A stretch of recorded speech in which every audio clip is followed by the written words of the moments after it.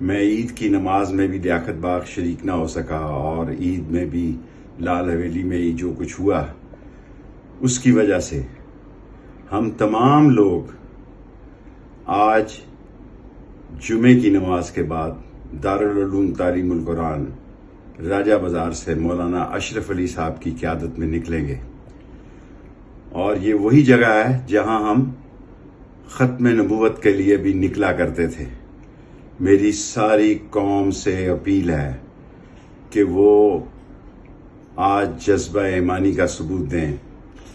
اور نبی کا جھنڈا بلند رکھیں، اور جمعے کی نماز کے بعد دارالعلوم تعلیم القرآن راجہ بازار مولانا اشرف علی صاحب کی قیادت میں ہم سب نکلیں گے انشاءاللہ۔ میں آج عاشقان رسول صلی اللہ علیہ وسلم اور ختم نبوت کے مجاہدوں سے مخاطب ہوں اور اپیل کرتا ہوں کہ سویڈن میں